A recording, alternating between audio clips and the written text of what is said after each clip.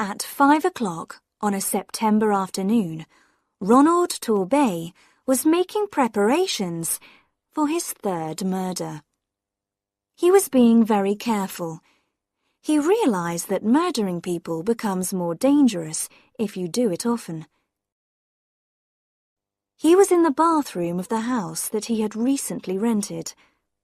For a moment, he paused to look in the mirror. The face that looked back at him was thin, middle-aged, and pale. Dark hair, a high forehead, and well-shaped blue eyes. Only the mouth was unusual, narrow, and quite straight. Even Ronald Torbay did not like his own mouth. A sound in the kitchen below worried him.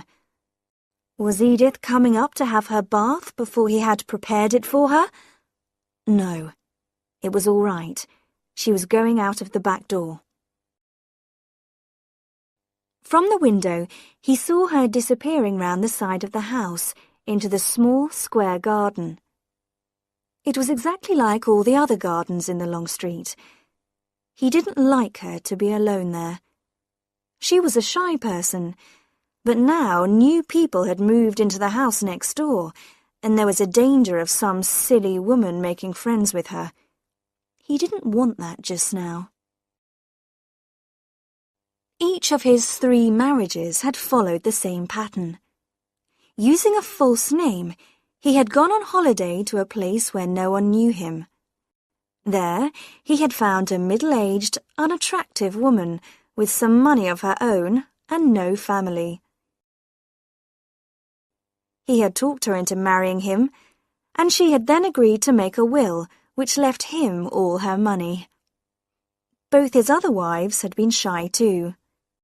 He was very careful to choose the right type of woman, someone who would not make friends quickly in a new place. Mary, the first of them, had had her deadly accident almost unnoticed in the bathroom of the house he had rented. A house very like this one, but in the north of England instead of the south. The police had not found anything wrong. The only person who was interested was a young reporter on the local newspaper. He had written something about death in the middle of happiness and had printed photographs of Mary's wedding and her funeral, which took place only 3 weeks after the wedding. Dorothy had given him a little more trouble.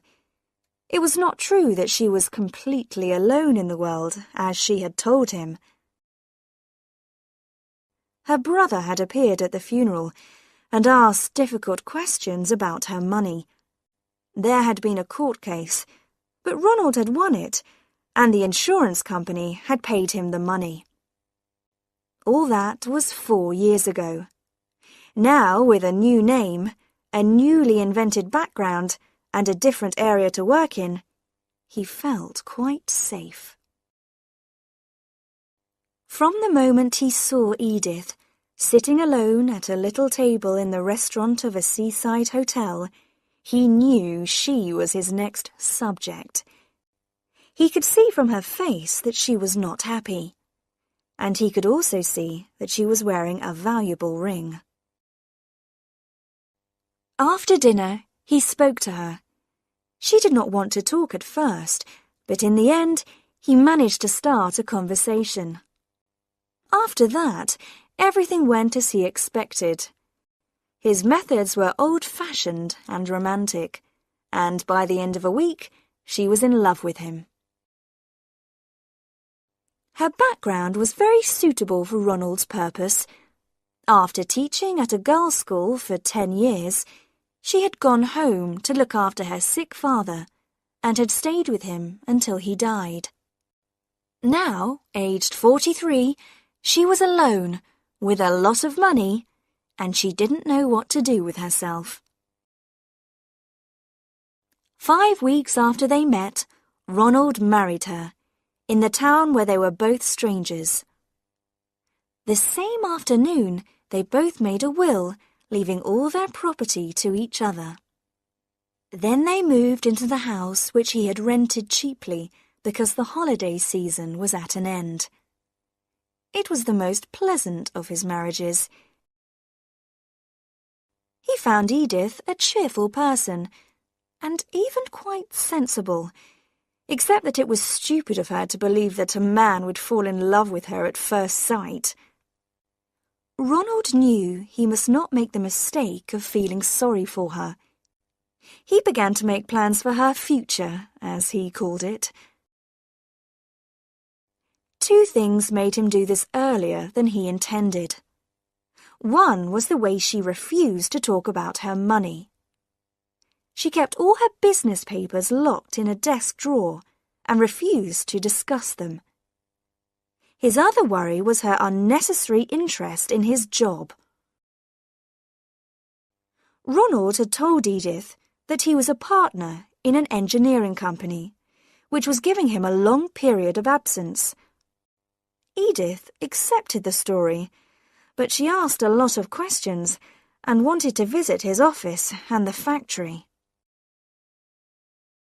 So Ronald had decided that it was time to act. He turned from the window and began to run water into the bath. His heart was beating loudly, he noticed. He didn't like that. He needed to keep very calm. The bathroom was the only room they had painted. He had done it himself soon after they arrived. He had also put up the little shelf over the bath, which held their bottles and creams, and a small electric heater.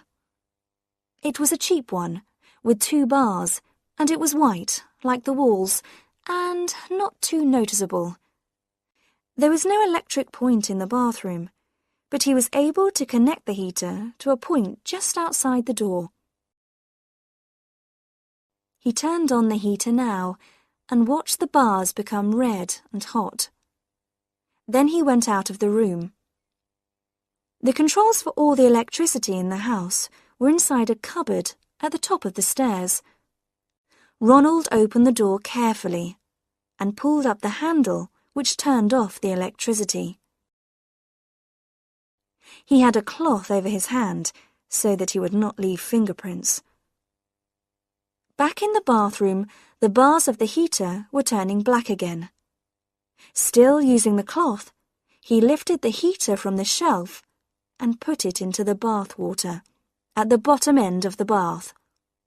Of course, you could still see it.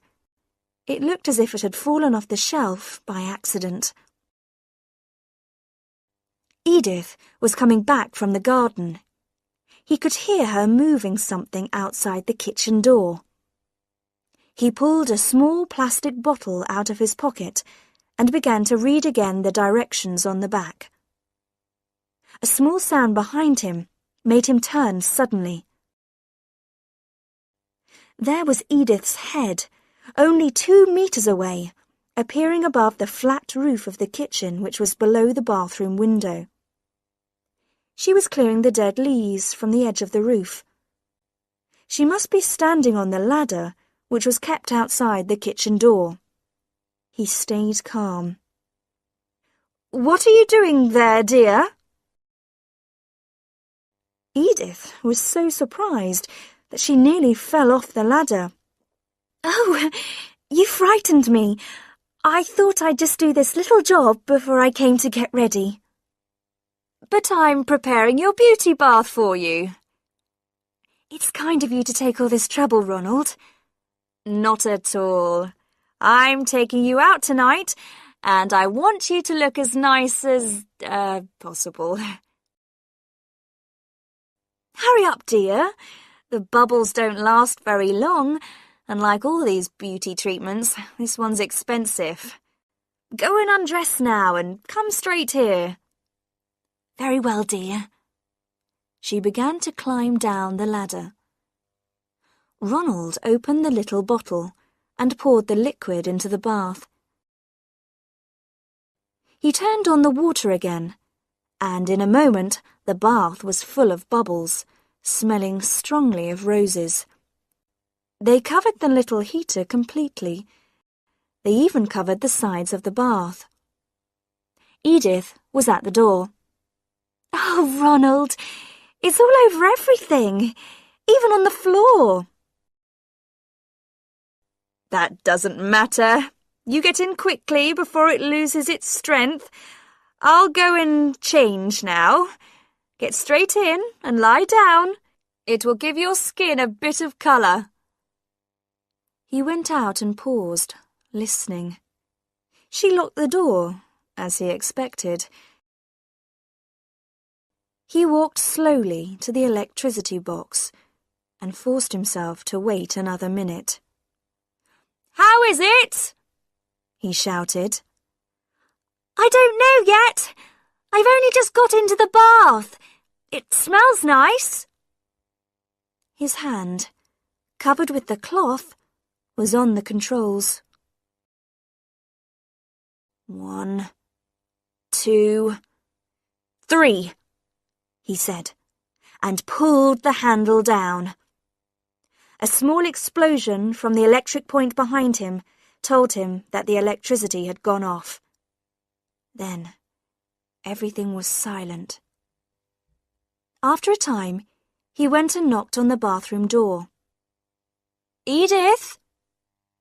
There was no answer, no sound, nothing. Now he had to prepare the second stage. As he knew well, this was the difficult bit. The discovery of the body must be made, but not too soon. He had made that mistake with Dorothy's accident, and the police had asked him why he had got worried so soon. This time, he decided to wait half an hour before he began to knock loudly on the bathroom door, then to shout for a neighbour, and finally to force the lock. There was something he wanted to do now. Edith's leather writing case, which contained all her private papers, was in the drawer where she kept her blouses. He had discovered it some time ago, but he had not forced the lock open because that would frighten her. Now there was nothing to stop him. He went softly into the bedroom and opened the drawer. The case was there. The lock was more difficult than he expected, but he finally managed to open the case. Inside, there were some financial documents, 1 or 2 thick envelopes, and on top of these, her post office savings book. He opened it with shaking fingers and began reading the figures. £17,000, £18,600, £21,940. He turned over a page, and his heart jumped wildly. On the 4th of September, she had taken almost all the money out of her savings account. Perhaps it was here, in these thick envelopes. He opened one of them. Papers, letters, documents fell on the floor. Suddenly, he saw an envelope with his own name on it, in Edith's writing. He pulled it open and saw in surprise that the date on the letter was only 2 days ago.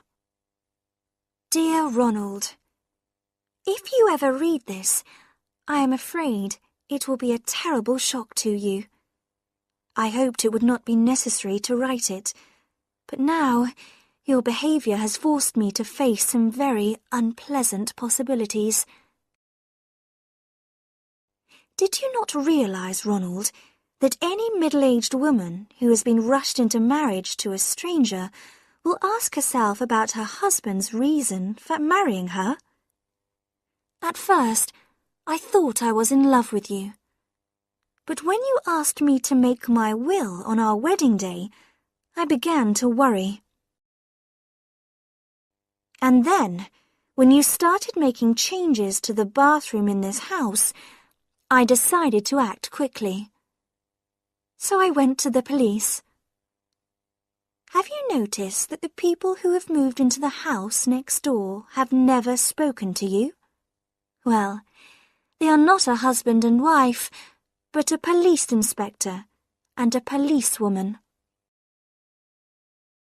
The policewoman showed me 2 pieces from old newspapers, both about women who had died from accidents in their baths soon after their marriages. Both pieces included a photograph of the husband at the funeral. They were not very clear, but I was able to recognize you. So, I realized that it was my duty to agree to do what the inspector asked me to do. The police have been looking for the man since the photographs were given to them by your second wife's brother. The inspector said the police needed to be sure that you were guilty. You must be given the opportunity to try the crime again. That's why I am forcing myself to be brave and to play my part. I want to tell you something, Ronald. If one day you lose me, out of the bathroom, I mean, you will find that I have gone out over the kitchen roof and am sitting in the kitchen next door. I was stupid to marry you, but not quite as stupid as you thought. Yours, Edith. Ronald's mouth was uglier than ever when he finished reading the letter. The house was still quiet. But in the silence, he heard the back door open suddenly, and heavy footsteps rushed up the stairs towards him.